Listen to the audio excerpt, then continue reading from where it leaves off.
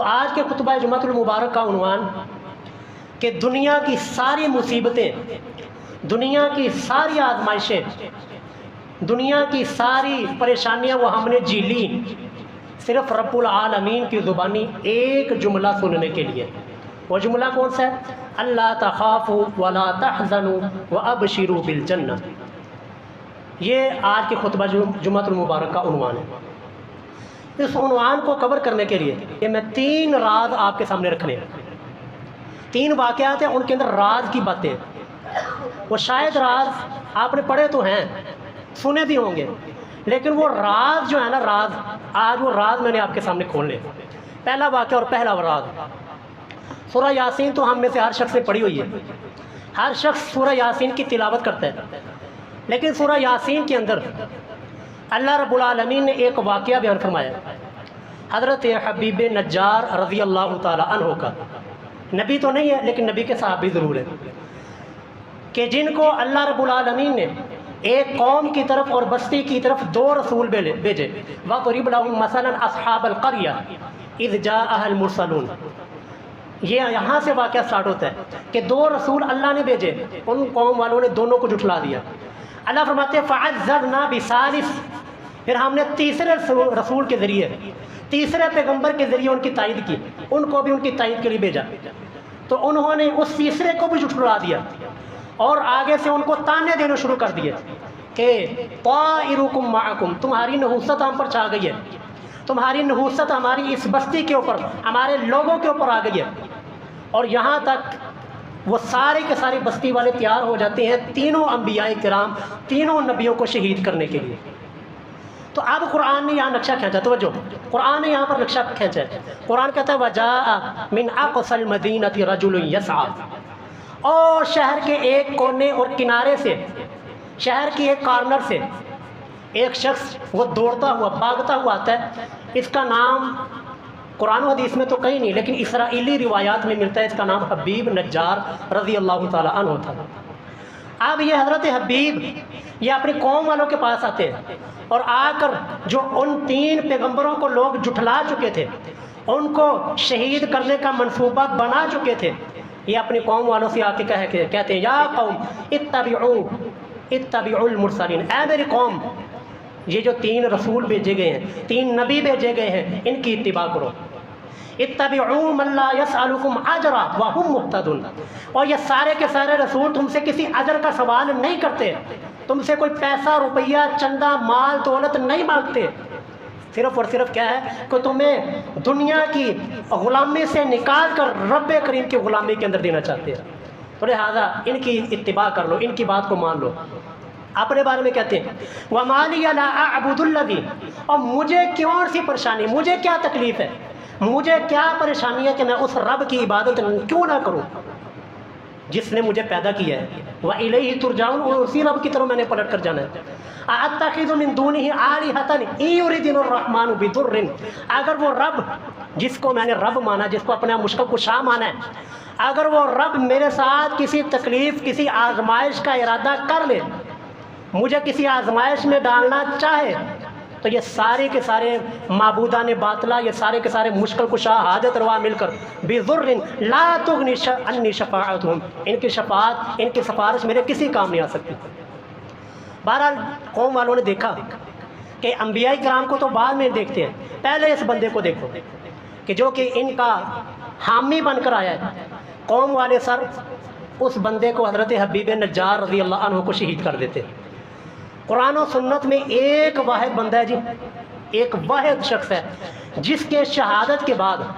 فوت ہو جانے کے بعد جو اس نے کلام کیا، وہ کلام اللہ تعالیٰ نے دنیا کے اندر نقل کیا۔ باقی ساری جھوٹی کہانیاں کہ غوث پاک کا دھوبی وہ قبر کے اندر فرشتوں کے ساتھ کلام کرتا ہے، سب جھوٹ ہے۔ صرف سچی جو کہ شہادت کے بعد، مرنے کے بعد اگر کسی شخص نے کلام کیا اور اس کا کلام اللہ نے دنیا والوں کو بتایا، یہ صرف ایک شخص ہے، شہید کر دیتے ہیں۔ قرآن نے نقشہ کھینچا ہے، قرآن کہتا ہے قیل ادخل الجنہ، اس کو کہا گیا کہ جنت کے اندر داخل ہو جاؤ، جنت تمہارا مقدر ہے۔ اب یہاں پر وہ حضرت حبیب نجار ایک راز کی بات کہتے ہیں جی قال یا لیت قومی یعلمون، کہ کاش کہ میری قوم جان لیتی کاش کہ میری قوم اس راز کو جان لیتی جو راز میں نے دیکھ لیا ہوا ہے۔ بما غفر علی ربی، اور میرے رب نے کس طرح میری مغفرت کی ہے، وجعلنی من المکرمین، اور مجھے عزت والے لوگوں کے اندر شامل کیا ہے۔ یہ پہلا راز ہے جی،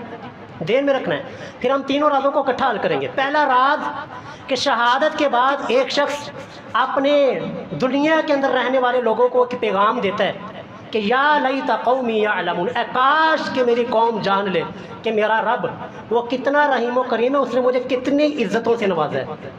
پہلا راز اس کو یہیں پہ سکپ کر دیں، لیکن ذہن میں رکھنا ہے، اس کو ذہن میں رکھنا ہے لیکن سکپ کریں۔ اب آئیں گے دوسرا راز، دوسرا واقعہ اور دوسرا راز۔ یہ حدیث صحیح مسلم میں بھی ہے، صحیح بخاری میں بھی موجود ہے۔ صحیح مسلم میں اس حدیث کا نمبر ہے 4917، بڑی مشہور حدیث ہے، میں نے پہلے بھی اس ممبر پر آپ کو سنائی ہے کہ رسول اللہ صلی اللہ علیہ وسلم کے پاس چند لوگ آتے ہیں، آ کر کہتے ہیں جی ہمارے قبیلے والے اسلام لا چکے ہیں، لہذا ہمیں اسلام کی تبلیغ کے لیے، اسلام سکھانے کے لیے، دین اسلام کو آگے لوگوں کے اندر منتقل کرنے کے لیے ہمیں آپ کے چند اساتذہ کی ضرورت ہے، چند آپ کے جانثاروں کی ضرورت ہے۔ رسول اللہ صلی اللہ علیہ وسلم اپنے صحابہ میں سے جو ٹاپ کے جو شاگرد تھے، ٹاپ کے قاری تھے، 70 قاریوں کا انتخاب کرتے ہیں۔ 70 قاریوں کو ان قبیلے والوں کے ہاں سپرد کرتے ہیں کہ یہ 70 قاری اور میرے شاگرد ہیں، میرے انتہائی لائق اسٹوڈنٹ ہے، کیونکہ اگر کوئی شخص مجھ سے کوئی آ کر مطالبہ کرے جی کسی مسجد کے اندر کسی قاری صاحب کی ضرورت ہے، اپنے شاگردوں میں سے کسی کو بھیجے، تو میں نالائق یا کوئی عام نہیں بھیجوں گا، بلکہ جو سینئر ہوں گے، جو کہ قرآن کریم حفظ کر لیا ہوگا، ان کو بھیجوں گا۔ تو حضرت رسول اللہ نے بھی اپنے اصحاب میں سے جو ٹاپ کے قاری تھے، قرآن کو پڑھنا لکھنا اچھی طرح جانتے تھے، ان کا انتخاب کر کے بھیجا۔ بھیج کر اب راستے کے اندر ان کو دھوکے کے ساتھ شہید کر دیا جاتا ہے۔ اب ان میں سے نا ایک صحابی، توجہ جی، یہ دوسرا راز آپ کے سامنے رکھنے لگا، ان میں سے ایک صحابی تھے جو شہید ہونے والے تھے نا، ان میں ایک صحابی تھے حضرت انس بن مالک، جو رسول اللہ کے خادم ہیں، جنہوں نے 10 سال تک رسول اللہ کی خدمت کی ہے۔ حضرت انس بن مالک رضی اللہ تعالیٰ عنہ کے ماموں ان صحابہ کرام میں موجود تھے، ان کا نام تھا حرام بن ملحان۔ ایک حرام بنت ملحان ہے، وہ ان کی بہن ہے، جن کے بارے میں وہ روایت ہے کہ رسول اللہ ان کے پاس موجود تھے، آرام کر رہے تھے تو اٹھے، تو رسول اللہ نے پھر خوشخبری سنائی کہ میری امت کا جو سب سے پہلا جو سمندری جہاد کرے گا اس کے اوپر جنت واجب ہے۔ یہ وہی ہے، یہ ان کی بہن ہے، اصل ان کا نام حرام بن ملحان ہے، حضرت انس بن مالک کے یہ ماموں ہیں۔ تو یہ اس شہید ہونے والے اصحاب میں سے تھے۔ تو راوی کہتا ہے کہ جب ان کو نیزہ مارا گیا، جب ان کو دشمنوں نے نیزے کے ساتھ شہید کرنے کی کوشش کی، نیزہ ان کے سیدھا دل کے اوپر جا کر لگا۔ اب دل کے اوپر نیزہ لگنے کی وجہ سے ان کی زبان سے کیا نکلتا ہے جی، فزت برب الکعبہ، کہ میں رب کعبہ کی قسم میں کامیاب ہو گیا۔ اب یہ راز یہاں پر ذرا نوٹ کیجئے کہ یار یہ کوئی مقام ہے یہ کہنے کا، ہمیں تو سوئی بھی چبھ جائے تو ہمارے تو او کی آواز نکلتی، اوئی، ہم تو چیخیں مارتے ہیں، ہم تو چلاتے ہیں، اور سارے کے سارے بستی کو ہم اپنی چیخ کے ساتھ لوگوں کو بتاتے ہیں مجھے کوئی تکلیف ہوئی ہے۔ لیکن یہاں پر کیا ہے کہ موت سامنے دیکھی ہے، نیزہ لگا ہے، تکلیف کا مقام ہے، لیکن تکلیف کے مقام میں کیا کہتے ہیں، فزت ورب الکعبہ، اور رب کعبے کی قسم میں کامیاب ہو گیا۔ یہ دوسرا راز، اس راز کو بھی ابھی ہم نے نہیں کھولنا، بس اس راز کو یہیں پر سکپ کریں، آگے چلیں۔ تیسرا راز اور تیسرا واقعہ وہ بھی سیم اسی طرح کا ہے، وہ بھی صحیح بخاری کے اندر موجود ہے، وہ سیم اسی طرح کا ہے کہ رسول اللہ صلی اللہ علیہ وسلم نے، صحیح بخاری میں اس حدیث کا نمبر ہے جی 3045 3045، کہ رسول اللہ صلی اللہ علیہ وسلم 10 صحابہ کرام، حضرت عاصم بن ثابت انصاری رضی اللہ تعالیٰ عنہ، ان کی قیادت کے اندر 10 صحابہ کرام کو ایک قوم کے پاس بھیجتے ہیں ان کے حالات معلوم کرنے کے لیے، کیونکہ اس دور کے اندر یہ رولے اور یہ خباستیں نہیں سی، غیب کا علم ہوتا ہے۔ تو رسول اللہ 10 صحابہ کرام کی ٹولی بنا کر ان کو روانہ کرتے ہیں کہ فلاں قوم کے پاس جانا ہے، ان کے حالات معلوم کر کے لے کر آنے۔ تو یہ قوم، یہ صحابہ کرام 10 کے 10 صحابہ کرام ایک جگہ کے اوپر ٹھہرے ہوئے تھے۔ تو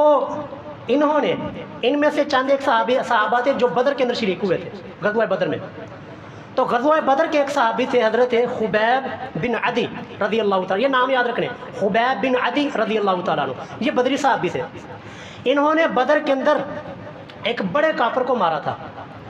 تو وہ کافروں کا جو قبیلہ تھا نا وہ پاس ہی تھا، جہاں سے پر یہ 10 افراد ٹھہرے ہوئے تھے وہاں پر ان کا قبیلہ ذرا پاس ہی تھا۔ ان کو خبر ہوئی کہ یہاں پر حضرت انصاری صحابہ کرام اور بدری صحابہ کرام یہاں پر موجود ہیں۔ انہوں نے 100 تیر انداز بھیجے ان کو گرفتار کرنے کے لیے۔ یہ ساری تفصیل آپ کو صحیح بخاری میں ملے گی۔ تو سارے کے سارے اب تیر انداز وہاں پر آ کر جمع ہوتے ہیں، ان کو گھیر لیا جاتا ہے، 10 کے 10 کو ان کو گھیر لیا جاتا ہے۔ ان میں سے 7 جو صحابہ کرام تھے نا، 10 میں سے 7، وہ 7 کے 7 صحابہ کرام وہ اس جنگ کے اندر یعنی تیروں کی زد میں آ کر شہید ہو جاتے ہیں۔ باقی بچے ہیں جی 3۔ ان 3 کو یہ لوگ کہتے ہیں ہم آپ کو امان دیتے ہیں، لہذا آپ ہمیں اپنے حوالے کر دیں، آپ کو ہم کوئی نقصان نہیں پہنچائیں گے۔ بہرحال یہ تینوں کے تینوں افراد، تینوں کے تینوں صحابہ کرام ان کی پاس آ جاتے ہیں۔ جو ہی پاس آتے ہیں تو اپنے وعدے سے یہ مکرتے ہیں اور صحابہ کرام کو باندھنا شروع کر دیتے ہیں۔ 3 کو 7 شہید ہو چکے ہیں، یہ 3 باقی بچے تھے۔ اب ان 3 میں سے جب ایک صحابی کو پتہ چلتا ہے نا انہوں نے ہمارے ساتھ غداری کی ہے، تو وہ بھی جانے سے انکار کر دیتے ہیں، ان کو بھی وہیں رستے کے اندر شہید کر دیا جاتا ہے۔ اب باقی بچے جی 2، ایک حضرت حبیب بن خبیب بن عدی رضی اللہ تعالیٰ عنہ اور دوسرے بچے جی زید بن دسنہ رضی اللہ تعالیٰ عنہ، یہ 2 صحابی بچے۔ اب ان کو مکہ کے اندر جا کر بیچ دیا جاتا ہے۔ تو مکہ کے اندر وہی شخص، وہی قبیلے والے ان کو خرید لیتے ہیں جن کے باپ کو حضرت خبیب بن عدی نے غزوہ بدر میں مارا تھا۔ اب یہاں پر سے یہ راز شروع ہوتا ہے۔ اب ان کو یہاں سے قید کے اندر ڈال دیا جاتا ہے۔ تو چند دنوں کے بعد یہ فیصلہ ہوتا ہے کہ حضرت خبیب بن عدی رضی اللہ تعالیٰ عنہ کو سولی دے دی جائے گی، ان کو شہید کر دیا جائے گا۔ واقعہ بہت لمبا ہے، میں نے درمیان میں اسکپ کیا، صرف اپنے موضوع کے مطابق میں رہنا چاہتا ہوں۔ تو اب جس دن ان کو شہید کیا جانا تھا، توجہ جی یہاں پر بڑی ہی اسباق والے حدیث ہے، جس دن ان کو شہید کیا جانا تھا وہاں پر بہت مجمع کا اہتمام کیا گیا، ایک درخت اور لکڑی کا اہتمام کیا گیا جس کے ساتھ ان کو سولی دینی تھی۔ اب وہاں پر جب ان کو لایا جاتا ہے، امام بخاری رحمہ اللہ نے اس حدیث کے اوپر باب باندھا ہے کہ سب سے پہلے جس شخص نے اپنی موت سے قبل 2 رکعتیں نفل ادا کی وہ یہ صحابی تھے، حضرت خبیب بن عدی رضی اللہ تعالیٰ عنہ۔ تو جب ان کو سولی دی جانے لگی، اس سے پہلے 2 نفل پڑھتے ہیں، 2 نفل پڑھنے کے بعد کفار مکہ، مشرکین مکہ ان کو ایک آفر کرتے ہیں کہ یار تم کیا یہ پسند کرتے ہو کہ تمہاری اس جگہ کے اوپر، سولی کے اوپر نعوذ باللہ محمد الرسول اللہ کو لٹکا دیا جائے اور تمہیں چھوڑ دیا جائے۔ تو آگے سے یہ صحابی ان کا ایمان جوش مارتا ہے، وہ کہتے ہیں کہ تم تو سولیوں کی بات کرتے ہو، مجھے تو یہ بھی گوارا نہیں ہے کہ میرے نبی کے قدموں کے اندر کانٹا بھی چبھ جائے اور خبیب یہاں پر صحیح سلامت موجود ہو۔ راز یار موت سامنے ہے، پھانسی کی سزا دی جانے والی ہے، موت سامنے ہے، اور ایک جملے کی وجہ سے اپنی جان بچا سکتے ہیں۔ پھر ان کو دوسری آفر دی جاتی ہے، چلو اچھا یہ نہیں کہہ سکتے تو کم از کم یہ کرو کہ اسلام چھوڑ دو، ہم تمہیں چھوڑ دیں گے۔ وہ کہنے لگے کہ تم اسلام کی بات کرتے ہو، اگر ساری کی ساری دنیا کی سلطنت، ساری کی ساری دنیا کی بادشاہت تم میرے قدموں میں ڈال دو اور تم پھر بھی مجھ سے مطالبہ کرو کہ میں اسلام کو چھوڑ دوں، میں اسلام کو کبھی بھی نہیں چھوڑ سکتا۔ یہ راز کیوں؟ موت کو سامنے ہے یار، پتہ ہے کہ کیا ہونے لگا ہے۔ پھر آخر کے اندر جب پتہ چل گیا کہ مجھے شہید کرنے لگے ہیں، سر انہوں نے وہاں پر ایک بددعا کی جو جہاں پر مجمع کے اندر موجود تھے، کہنے لگے اللہم احصہم عددا، یا ربی ان سارے انہوں گن لو، یا اللہ ان سب کو شمار کر لو، ان کو گن لو، وقتلہم بددا، ان کو چن چن کے یا اللہ قتل کرنا، ولا تبقی منہم احدا، ان ظالموں میں سے کوئی ایک بھی نہیں بچنا چاہیے۔ سر تیرا آگے تاریخ چلتی ہے کہ ان میں سے ایک بندہ جو اس مجمع میں شامل تھا، ان میں سے ایک بندہ بھی سر زندہ نہیں رہا، مرنا تو سب نے، لیکن یہ کہ اس مجمع میں سے کسی کو شیر نے کھایا، کوئی پہاڑ سے گر کر مر گیا، اور کوئی کسی کو ڈاکوؤں نے مار دیا، کسی کو کوئی جنگ کے اندر مارا گیا، کوئی کسی طرح بری موت مرا، کوئی سمندر کے اندر ڈوب کر مر گیا۔ اس حدیث سے میں آپ کو اور اپنے کو یہ سبق دینا چاہوں گا کہ اگر کہیں پر ظلم ہو رہا ہو، آپ اس ظلم کو دور نہیں کر سکتے تو کم از کم اس ظلم کے تماشائیوں کا حصہ نہ بنے، کیونکہ ہو سکتا ہے کہ جو مظلوم ہو وہ اپنے دیکھنے والے تماشائیوں کے خلاف بددعا کر دے تو آپ کا بیڑا غرق ہو جائے، جیسا کہ یہاں پر انہوں نے بددعا کی تھی کہ یا اللہ یہ جو جتنے دیکھنے والے ہیں اور اس ظلم کو دور نہیں کر سکتے، ان سارے انہوں دیکھ لے اور ان کو گن لے، ان کو چن چن کے قتل کرنا اور کوئی بھی ان میں سے بچنے نہ پائے۔ تو ظلم جہاں پر ہو رہا ہو روک سکتے ہیں روک لو, نہیں روک سکتے تو اس مجمع سے دور ہو جائے, کہیں ایسا نہ ہو کہ آپ بھی اس ظلم کی اور مظلوم کی بد دعا کا حصہ بن جائے. تو خیر اب یہ 3 راز میں نے آپ کے سامنے عرض کیے ہیں. پہلا راز حضرت حبیب نجار کا رضی اللہ تعالیٰ عنہ, جنہوں نے کہا تھا یا لیت قومی یعلمون, کاش کہ میری قوم جان لیتی کہ میرے رب نے کتنا مجھے اعزاز و اکرام سے نوازا. دوسرا راز آپ کے سامنے عرض کیا فزت برب الکعبہ, اور اللہ رب کعبہ کی قسم میں کامیاب ہو گیا, حالانکہ موت سامنے ہے, موت کی تکلیف ہے. اور تیسرا راز کہ موت سامنے دیکھ کر ایک جملے کی وجہ سے اپنی جان بچا سکتے تھے, لیکن جان جاتی ہے تو جائے, لیکن ایک راز میرے اور آپ کے لیے چھوڑ گئے. اب توجہ جی, اب میں ان رازوں کو کھولنے لگا ہوں. اب آئیے ان تینوں رازوں کو کھولنے کی کوشش کرتے ہیں. آخر وہ حبیب نجار نے کون سا راز چھوڑا ہے؟ اذ فزت ورب الکعبہ کے اندر کون سا راز چھپا ہے, اور کون سا راز تھا جس کی وجہ سے اس صحابی نے جان دے دی لیکن اسلام کو نہیں چھوڑا؟ صحیح بخاری کی حدیث ہے جی, 6502 حدیث کا نمبر ہے. حدیث بڑی مشہور ہے, من عاد لی ولیا فقد آذنتہ بالحرب. اللہ فرماتے ہیں جس نے میرے ولی کے ساتھ دشمنی کی, جس نے میرے ولی کے ساتھ بغاوت کی, میرا اس کے ساتھ اعلان جنگ ہے. یہ حدیث جب آخر میں آتی ہے نا, شروع والا حصہ تو سبھی نے سنا ہوا, یہ حدیث جب آخر پہ آتی ہے نا, صحیح بخاری کی حدیث ہے, اس میں آتا ہے کہ اللہ فرماتے ہیں کہ مجھے سب سے زیادہ مشکل کام, سب سے زیادہ متردد میں اس وقت ہوتا ہوں جب کسی مومن بندے کی روح نکالنی ہوتی ہے, جب کسی مومن بندے کی روح کو قبض کرنا ہوتا ہے. اللہ فرماتے ہیں میں بھی مشکل میں ہوتا ہوں کہ میرا بندہ اس موت کی تکلیف کو ناپسند کرتا ہے اور میں اس کو تکلیف دینے کو ناپسند کرتا ہوں. پھر کیا ہوتا ہے؟ توجہ, اب یہ راز کھلنے لگا ہے, راز کھلنے لگا ہے کہ موت جب جسم کے اوپر یہ نیزہ لگا ہے تو اوئی کرنے کی بجائے, چیخنے کی بجائے فزت ورب الکعبہ کیوں کہا, یہ راز اب کھلنے لگا ہے. تو اللہ پھر قرآن کریم کے اندر ارشاد فرماتے ہیں اب مومن کی جان تو نکالنی ہے, مومن کی روح تو نکالنی ہے, مرنا تو سب نے ہے, لیکن اللہ فرماتے ہیں کہ مجھے مومن کو تکلیف میں مبتلا رکھنا یہ بڑا ہی مجھے بھی تکلیف دیتا ہے. پھر اللہ کیا فرماتے ہیں؟ اللہ پھر فرشتوں کو بھیجتے ہیں نہ, اللہ تعالیٰ پھر فرشتوں کو بھیجتے ہیں, تتنزل علیہم الملائکہ, موت کا وقت آتا ہے فرشتے سامنے آتے ہیں, فرشتے آ کر کہتے ہیں جی اللہ تخافوا ولا تحزنوا وابشروا بالجنہ. سر یہ ہے راز, یہ وہ راز ہے جس راز کی وجہ سے انسان موت کی تکلیف میں بھی فزت ورب الکعبہ کہہ رہے ہیں. یہ وہ راز ہے جس راز کو دیکھ کر حضرت حبیب نجار نے کہا تھا کہ یا لیت قومی یعلمون, اے کاش کہ میری قوم جان لیتی کہ رب کے فرشتے جب موت کا وقت آتا ہے, جس نے انسان نے زندگی کے اندر تکلیفیں جی لی ہوں, مصیبتیں جی لی ہوں, لوگوں کے تانے سنے ہوں, لیکن جب فرشتے آ کر اس کو کہتے ہیں, حالانکہ موت کی تکلیف بڑی سخت ہے, موت یہ کوئی کھیل نہیں ہے, لیکن جب وہ فرشتے آ کر کہتے ہیں اللہ تخافوا ولا تحزنوا, کیا میرے اے پاکیزہ روح پتہ ہے کہ موت کی تکلیف بڑی مشکل ہے, آگے والی منزلیں بڑی مشکل ہیں, لیکن اللہ تخافوا, ڈرنا نہیں,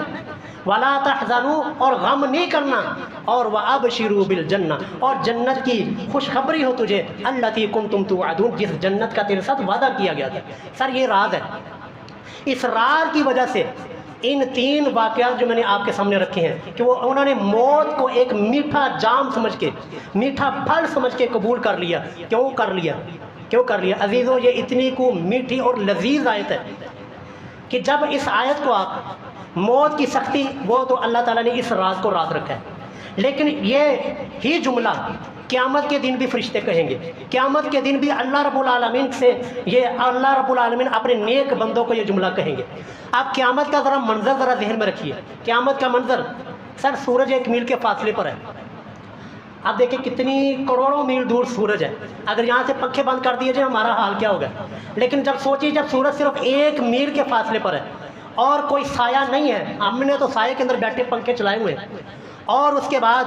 گرمی کی انتہا ہوگی کہ ہر کوئی انسان اپنے پسینے کے اندر ڈوبا ہوا ہوگا, کوئی پسینے کے اندر غوطے کھا رہا ہوگا, اور بدبو ہی بدبو ہوگی, کیونکہ جب پسینہ ہے تو خوشبو تھوڑی ہونی ہے, بدبو ہونی. سر بدبو ہی بدبو ہر طرف ہوگی, اور اپنے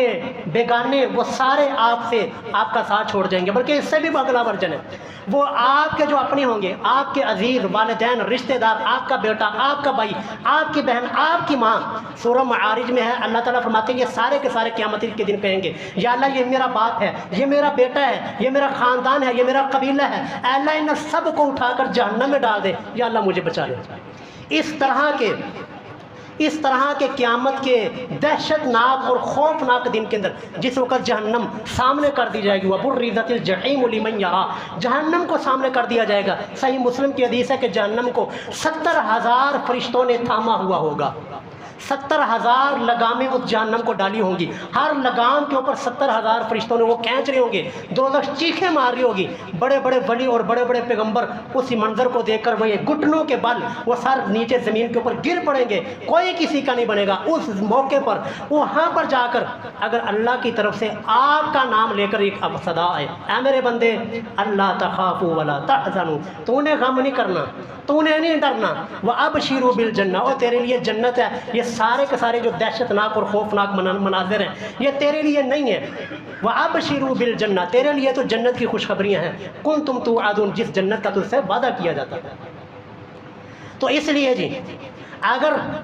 آپ کو پریشانیاں آتی، پریشانیاں ہر بندے کو آتی ہیں، لیکن پریشانیاں جو دین کی وجہ سے، جو توحید کو قبول کرنے کی وجہ سے آتی ہیں، سر ان پریشانیوں کو آپ ایک جملے کی وجہ سے ساری ختم کر دیا کریں۔ ہماری زندگی خود ہم خود، آپ تو صرف ایک کو چھوڑ کے آئے، میں کئیوں کو چھوڑ کے آیا ہوں۔ میں نے دیوبند کے اندر 7 سال پڑھا ہے، مدارس کے اندر 7 سال کی ڈگری میرے پاس ہے، لیکن کیا ہے جب اپنی پریشانیاں ذہن میں آتی ہیں، اپنوں کا روٹنا اور بیگانوں کا تانے دینا، اپنوں کا تانے دینا، بیگانوں کا چھوڑنا، میری ڈگریوں کو کینسل کرنا، یہ سارے کے سارے دکھ جب یاد آتے ہیں تو رب کریم کی طرف سے ایک آیت یاد آ جاتی ہے۔ کون سی آیت؟ اللہ تخافوا ولا تحزنوا، کہ یا ربی ساری زندگی یہ پریشانیاں کا یہ ایک زندگی کیا ہے، ہم اس طرح کی اربوں زندگیاں یا ربی تجھے دینے کے لیے تیار ہیں۔ یہ ایک جوانی کیا ہے، ہم اس طرح کی اربوں جوانیاں یا ربی تیرے دین کے لیے وقف کرنے کے لیے تیار ہیں، لیکن جب ہماری موت کا وقت آئے اور قیامت کی اس ہولناک اور دہشت ناک گھڑیوں کے اندر جب ہم پریشان کھڑے ہوں، جب ہم انتہائی غم میں کھڑے ہوں، یا ربی اس وقت ہمیں یہ جملہ سنا دینا۔ کون سا جملہ؟ اللہ تخافوا ولا تحزنوا وابشروا بالجنة التي كنتم توعدون۔ یہ جملہ دنیا کے اندر ایک تانا تو کیا، اور ہمیں لاکھوں اربوں تانے دے دیے جائیں، تانے دیے گئے، وہاں بھی کہا گیا ہم نے برداشت کیا، نجدی کہا گیا ہم نے برداشت کیا، اور گستاخ رسول کے تانے دیے گئے، حالانکہ ہم نے نبی کی محبت میں سارا کچھ چھوڑ دیا اور بیانیاں چھوڑ دیں، یہ تیجے ساتیں چلیسویں اور یہ بدعات اور خرافات، یہ کیا ہمیں پیٹ نہیں لگا؟ سارا کچھ ہے، چاہت بھی ہے، تمنا بھی ہے، ڈاکٹر نے بھی کچھ بند نہیں کیا ہوا ہے، لیکن یہ سارا کچھ ہم نے نبی کی محبت میں چھوڑا، لیکن پھر بھی لوگوں کے تانے ہمیں یہ دیے گئے، یہ گستاخ رسول نے، اور تکلیفیں آئیں، پریشانیاں آئیں، ہمارے نمازیوں کو تکلیفیں دی گئیں، ان کو تانے دیے گئے، پریشانیوں کا مبتلا کیا گیا، گھروں سے نکالا گیا، لیکن عزیزو ساری پریشانیاں جب آئے تو اس وقت ذرا آنکھوں کو جھکا کر اپنے رب کا یہ فرمان یاد کر لینا کہ اللہ تخافوا ولا تحزنوا وابشروا بالجنہ۔ بس اللہ سے یہ دعا کیا کریں جب بھی کوئی پریشانی آئے، جب بھی توحید کی وجہ سے آپ کو کسی آزمائش میں ڈالا جائے، اس وقت ہاتھ جوڑی رب کے سامنے اٹھا لینا کہ یا رب یہ تانے کیا، یہ پریشانیاں کیا، یہ آزمائشیں کیا، یہ زندگی کیا، یہ جوانی کیا، یہ تو سارا کچھ یا اللہ ہم سن لیں گے، تانے سن لیں گے، لیکن یا ربی موت کے وقت اپنے فرشتوں کی زبانی ہمیں یہ کلمہ سنا دینا، اور قیامت کے دن اس ہولناک گھڑی کے اندر یا ربی اپنی زبان سے ہمارے کانوں کے اندر یہ جملہ پہنچا دینا کہ اللہ تخافوا ولا تحزنوا وابشروا بالجنة التي كنتم توعدون۔ اللہ رب العالمین سے دعا ہے کہ اللہ پاک ہمیں ہماری پریشانیوں کے اندر، ہماری مصیبتوں کے اندر، ہماری آزمائشوں کے اندر اللہ ہمارا حامی و ناصر ہو، ان پریشانیوں مصیبتوں کو جھیلنے کی اللہ تعالیٰ ہمیں توفیق عطا فرمائے، اور قیامت کے وقت، موت کے وقت اللہ تعالیٰ ہم میں سے کسی کو بھی اس جملے سے، اس میٹھے پھل سے اللہ تعالیٰ ہمیں کسی کو بھی محروم نہ فرمائے۔